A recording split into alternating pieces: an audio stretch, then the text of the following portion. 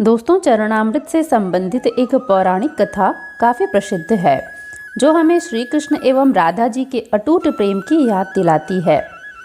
कहते हैं कि एक बार नंदलाल काफ़ी बीमार पड़ गए थे। कोई दवा या फिर जड़ी बूटी उन पर बेअसर साबित हो रही थी। तभी श्री कृष्ण ने स्वयं ही गोपियों से एक ऐसा उपाय करने को कहा जिसे सुनकर गोपियाँ दुविधा में पड़ गई थीं।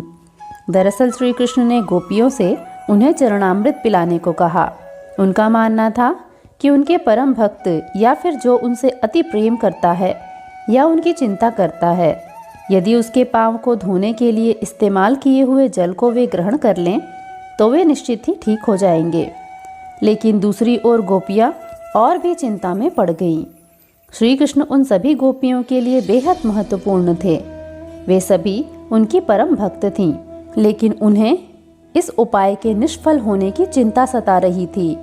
उनके मन में बार बार यह सवाल आ रहा था कि यदि उनमें से किसी एक गोपी ने अपने पाँव के इस्तेमाल से चरणामृत बना लिया और कृष्ण जी को पीने के लिए दे दिया तो वह परम भक्त का कार्य तो कर देगी, परंतु किन्हीं कारणों से कान्हा ठीक न हुए तो उसे नरक भोगना पड़ेगा।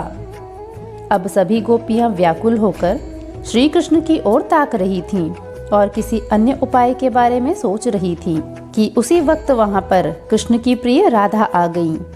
अपने कृष्ण को इस हालत में देखकर राधा के तो जैसे प्राण ही निकल गए हों।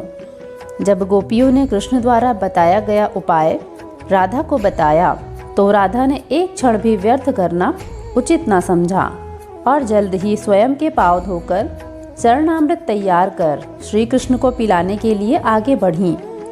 राधा जानती थी कि वे क्या कर रही हैं। जो बात अन्य गोपियों के लिए भय का कारण थी, ठीक वही भय राधा को भी मन में था। लेकिन कृष्ण को वापस स्वस्थ करने के लिए वह नरक में चले जाने को भी तैयार थी। आखिरकार कान्हा ने चरणामृत ग्रहण किया और देखते ही देखते वे ठीक हो गए, क्योंकि वह राधा ही थी जिनके प्यार एवं सच्ची निष्ठा से श्री कृष्ण तुरंत स्वस्थ हो गए। अपने कृष्ण को निरोग देखने के लिए राधा जी ने एक बार भी स्वयं के भविष्य की चिंता नहीं की और वही किया जो उनका धर्म था। तो दोस्तों, अगर आपको यह कहानी पसंद आई हो तो वीडियो को लाइक और शेयर ज़रूर करें। इसी प्रकार की अन्य धार्मिक जानकारियों के लिए चैनल को सब्सक्राइब ज़रूर कर लें।